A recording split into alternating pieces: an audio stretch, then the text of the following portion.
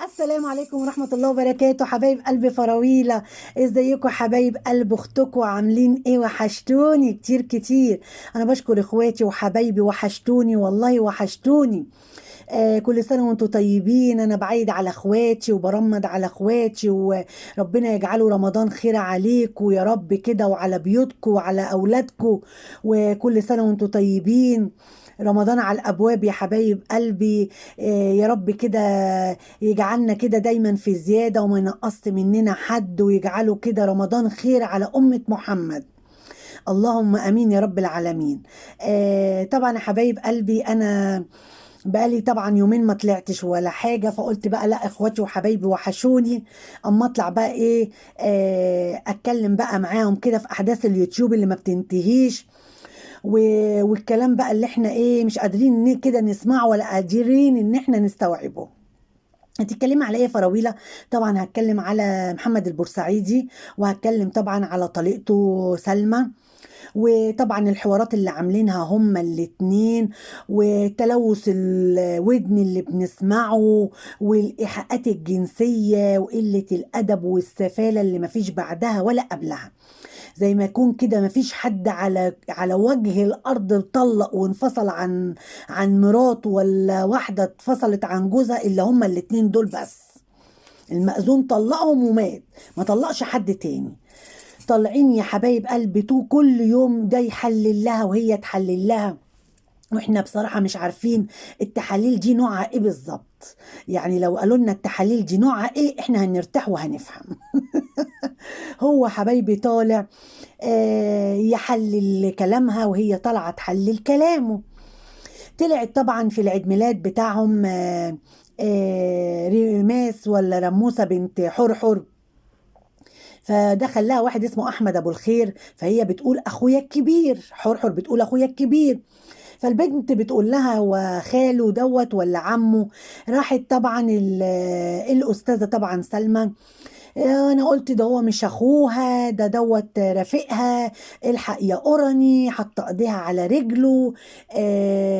وطبعا على قله الادب اللي قايلاها عليها. وطبعا قذف المحصنات دوت هي تشيل وزره، وهي تشيل ذنبه. وعاملة عمايلها يا حبايب قلبي، وعاملة سلسلة فيديوهات على كلمة البنت الصغيرة قالتها. يبص يريد ربنا انك تشرب من نفس الكاس.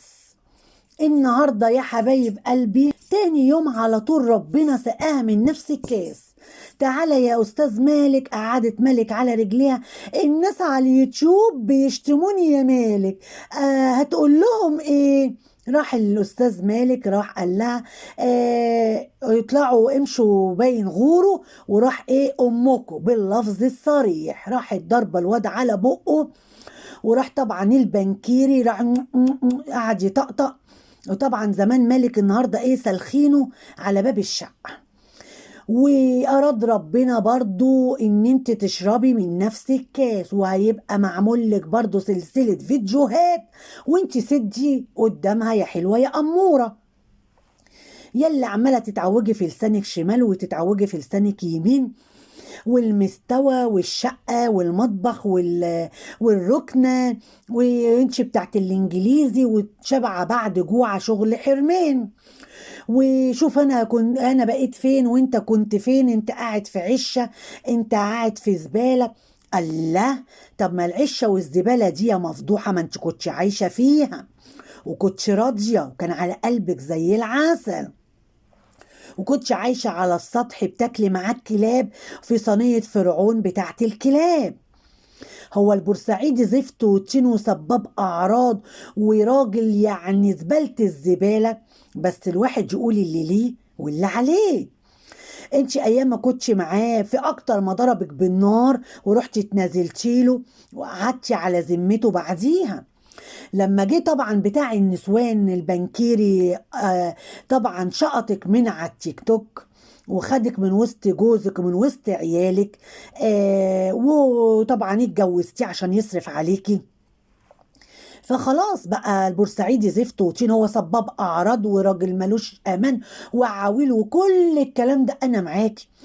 وحرحر مراته نفس النظام، زفت وطين وكل حاجه. انا معاكي في كل حاجه، بس انت عايشه في الدور قوي قوي قوي، وعايشه في دور مش دورك. وطبعا طالع طبعا المبخرات البنكيري طبعا. يا جماعة، هي ملهاش في العيشة إلا غلط عند الأهالي يا جماعة. الله، طب والغلط مش عند أختها ليه؟ ما أختها بنت البنوت عايشة مع الحاجة سحر، وعايشة مع مامتها زي الفل. ما هربتش ليه أختها؟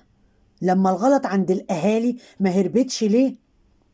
لا، هي اللي معاك بتاعت شوارع، وكانت سافلة وقليلة أدب والله أعلى وأعلم بالحقيقة فين، بس على ما بنسمع.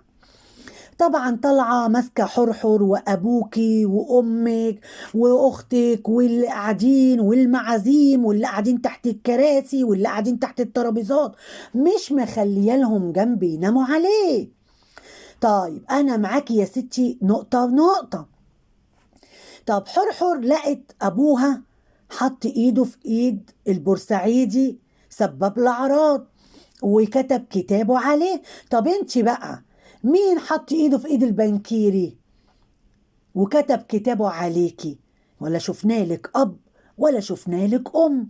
احنا على مدار السنين اللي انت على السوشيال ميديا دي كلها، احنا ما شفناش الا امك مرة ولا مرتين بس. احنا ما شفناش، والله احنا ما شفناها الا مرة ولا مرتين. ويوم ما طلعت مع البورسعيدي سبت فيكي سب، يعني لو جايباكي من ملجأ مش هتسب فيكي السب ده كله. يعني الست مضغوطة مضغوطة وشايفة منك القمرين، وعشان كده الست كانت بتتكلم بحرقة. فاول العيب فيكي انتي، العيب فيكي انتي. فما تطلعيش تتلوي بلسانك وتطلعي عايشة عيشة مش عيشة اللي جابوكي. أنا بابا دكتور إشاعة في آل سليمان، وروحوا اسألوا وروحوا اعملوا، وإن احنا نروح نسأل ليه؟ راح يكرح ينفخك. احنا احنا نروح نسأل ليه؟ ما هو ما العينة بينة قدامنا، ما انت مرزوعة قدامنا، وكاتب كتابك قدامنا، وطلاقك قدامنا، وما شفنالكيش اب. احنا اللي هنروح نسأل في المستشفيات على ابوكي؟ يقطع اللي جابوكي يا شيخ. واحنا نروح ليه؟ وايه اللي يخلينا نروح ونتعب نفسنا؟ ايه اللي يخلينا نروح؟ انت ما تعيبيش على الناس. على الاقل حرحر لقت اب كتب كتابها، لقت ام قاعده معاها، او لقت اخت قاعده معاها.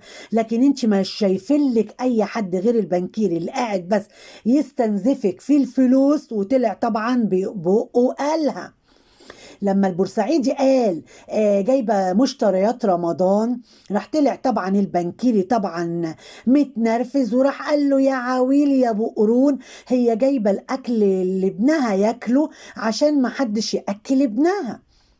الله، طب امال هي متجوزاك ليه؟ ما انت بتاكل انت كمان وقاعد من الحب جانب انت راخر. ما هي زي ما بتاكل ابنها بتاكلك. يعني هي هتاكل ابنها وهتسيبك انت جعان؟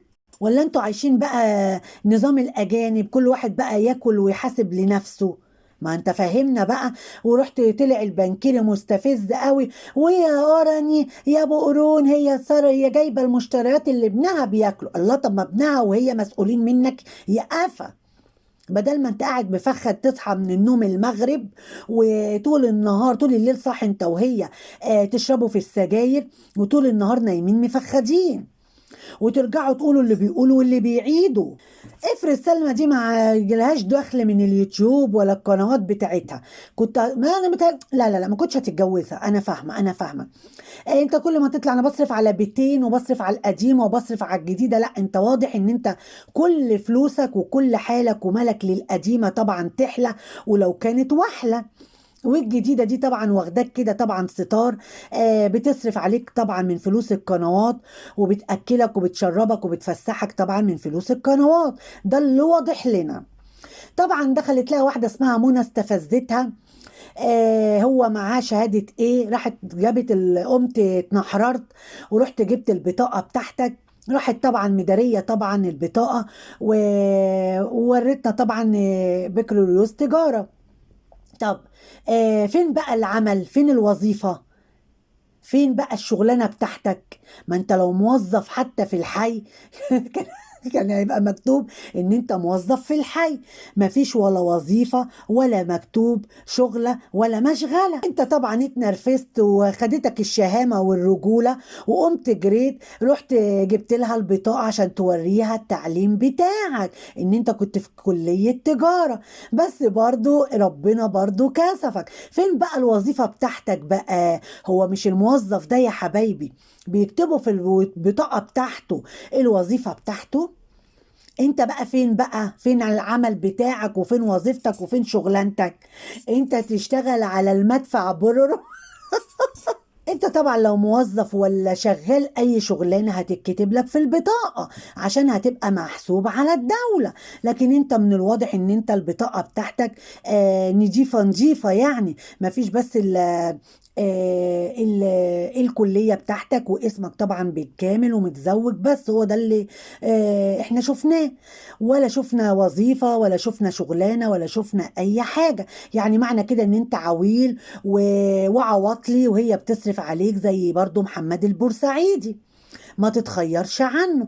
انتوا الاتنين زي بعض، يبقى لا تعايرني ولا عايرك، الهم طايلني وطايلك، ولا ايه يا حبايبي؟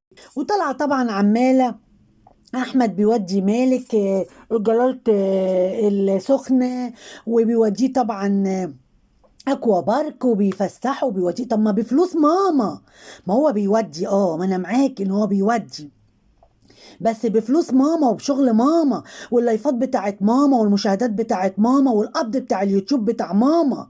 الله، هو بيجيب حاجة من جيبه؟ لما الأكل المشتريات رحتي جبتيها وقعدتي تتفتفتي وتتعوجي في لسانك شمال ويمين، والبورسعيد استفزه بكلمتين راح طلع منهار وقال لك ايوه يا ابو قرون، هي جايبه الاكل اللي ابنها وعشان تاكل ابنها ما حدش يكسر عين ابنها.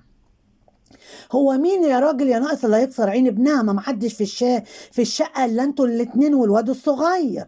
يعني معنى كده ان انت قاعد بلقمتك عندها. الله، ما تخلي بالكم من كلامكم. انتوا شغالين على حرحر وشغالين على البورسعيدي وشغالين على دي وشغالين على ده، واربع سمكات وثلاث سمكات وشغالين ده وشغالين ده. يا ستي ما كل واحد وعلى قد مالكم انتوا بالسمك ولا مش السمك؟ اربع سمكات، اربع فرخات ودجاجه ومحدش فاهم حاجه. يخرب بيتك. يخرب بيتك وبيت سنينك يا شيخه. ايه القرف ده؟ ايه القرف ده؟ وايه الغمز بالعين والبق والالفاظ والسفله وقله الادب وهو قاعد جنبك؟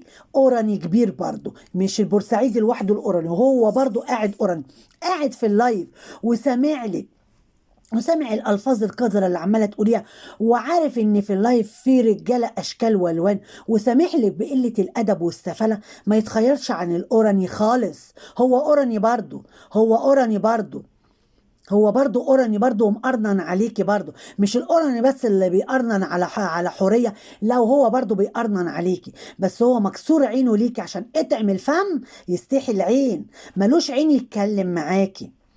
والاوض اللي انت عماله الاوض كل الحاجات دي انت جايباها، كل الحاجات دي بفلوسك، وكل الحاجات دي انت جايباها بشقاكي وبتعبك وبالتنطيط اللي قاعده على اليوتيوب 24 ساعه تتنططيه، وتصحي من النوم الساعه 10 بالليل تفتحي بالبث والفيديو وتفتحي ده وتفتحي ده. هو بيعمل ايه؟ هو نايم طول النهار وصاحي طول الليل زيك زيه، اتنين ستات متجوزين مع بعض زي برضو البورسعيدي. وكان طالع طبعا في اللايف اللي قبل اللي فات دوت بيساومها، انا مش هعمل لك مش عارفه ايه، بس انا مش متذكره الا عشان ما بتعمليش فيديوهات. ما الفيديوهات بتدخله يا جماعه، ما الفيديوهات بتدخله. قاعد مستخبي ورا الكاميرا وقاعد طبعا عامل عمايله، وقاعد طبعا راجل هي اللي قاعده عماله تقوم وتقعد وعماله طبعا عامله عمايلها. والساعة يا حبايبي والايفون يا روحي، ويا حبايبي الايفون مراحب هتبعت لي الايفون احدث من ده في شهر 8، ورامية بلاها على مراحب ورامية بلاها على خلق الله، بس بشياكة. ما هو في واحدة ترمي البلا بشياكة وفي واحدة ترميها بتسول. هي رامية لمراحب بشياكة، ومراحب بعتلي ده وبعتلي لمالك اللي فضحها النهارده وجرسها هتبقى حديث اليوتيوب الكام يوم الجايين، بس من اعمالكم سلطوا عليكم. فانت ربنا سلط عليك فهو من أعمالكم سلط عليكم. هو طبعا الحاج مالك النهارده بجلالة قدره ظبطك على القبلة وخلاكي انت وهو النهارده. انا متوقعه كده ان مالك متعلق على باب الشقه بره، انا متوقعه كده. وطبعا قاعده طبعا عماله طبعا تتعوجي وانا عامله مش عارفه صينيه البطاطس وعامله الفراخ وعامله ده وعامله ده، واحداث ومحدثه. رغم انت كنت طالعه برضو على قدك وهم معفنين وهم عايشين في عشه وهم وانت اسفت من الكل. ما الحوريه فيه، ما انت كنت قبليها. الحوريه فيه، انت كنت قبليها فيه. حوريه قاعده في عشه وانت كنت قاعده على السطح مع الكلاب. فما تنسيش نفسك، اوعي تنسي نفسك. والبورسعيدي اوراني وقرون، والبنكيري باكبر قرون، والبنكيري برضو رافع عليك القرون ورافع لك القرون وقاعد سامع الالفاظ والايحاءات الجنسيه اللي انت بتقوليها وعلى قلبه زي العسل. ما يلا، ما هيخش لنا يوم 21 طبعا فلوس وانا قاعد عاوله وصايعه وما بشتغلش. المام، ما هو دلوقتي عشان يجيب المام كل اللي في نفسه بحاجه بيعملها. مفيش ولا حرمانيه ولا حرام ولا حلال، خلاص. الناس ما بقاش في قلبها رحمه. الناس ما فيش في قلبها رحمة، وكل يوم طلع عليه، كل يوم بالبث والاتنين. واللي يرد على دوت يغلط فيه، واللي يرد على ده يغلط فيه.